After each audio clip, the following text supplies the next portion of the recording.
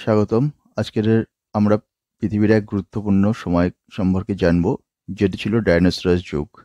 আজকের এই মেসোজোয়িক যুগ নামে পরিচিত, যা প্রায় 252 মিলিয়ন বছর আগে শুরু হয় এবং 66 মিলিয়ন বছর আগে এটি শেষ হয়েছিল। এই সময় পৃথিবী ছিল ডাইনোসরদের রাজত্ব। কিন্তু এই যুগটি শুধু ডাইনোসরের সম্পর্কে নয়, এটি পৃথিবীর জৈব বৈচিত্র্য, জলবায়ু এবং ভূতাত্ত্বিক পরিবর্তন এক গুরুত্বপূর্ণ সময় ছিল। মেসোজোয়িক যুগের প্রথম পর্যায় ছিল ট্রায়াসিল, যা শুরু হয়েছিল 252 মিলিয়ন বছর আগে। ট্রায়াসিক পর্বের শুরুর দিকে পৃথিবী অনেকটা শূন্য ছিল। পৃথিবীর বেশিরভাগ প্রাণী যখন বিলুপ্ত হয়ে গিয়েছিল, তবে এই সময়ে ডাইনোসরাসরা পৃথিবীতে আবর্তিত হয়। শুরুতে তারা ছিল ছোট এবং আধা দ্বীপীয় প্রাণী, কিন্তু ধীরে ধীরে এরা বৃহত্তর আকার ধারণ করতে থাকে। পৃথিবীর পরিবেশও ছিল গরম এবং বৈশ্বিক জলবায়ু পরিবর্তনের ফলে পৃথিবী অনেকটা শুকনো ছিল। এরপর আসে জুরাসিক পর্ব, যা মেসোজোয়িক যুগের অন্যতম গুরুত্বপূর্ণ সময়কাল। প্রায় 200 মিলিয়ন বছর আগে এই পর্ব শুরু হয় এবং এতে পৃথিবী পুরোপুরি বদলে যায়।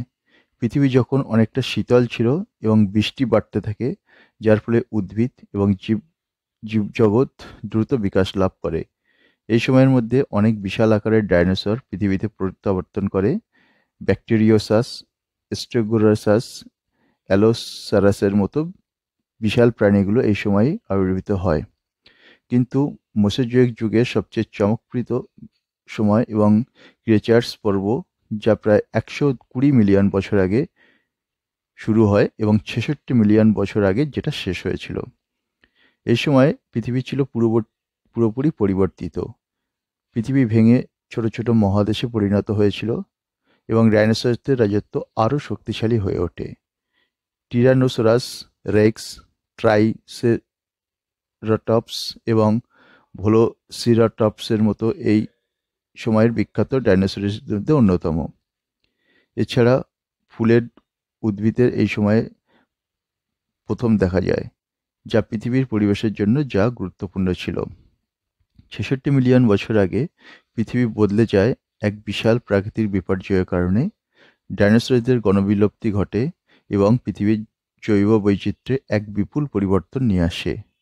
বিজ্ঞানীরা মনে করেন এর পিছনে একটি বিশাল গ্রহাণুর আঘাত ছিল, যা পৃথিবীর পরিবর্তন আনে।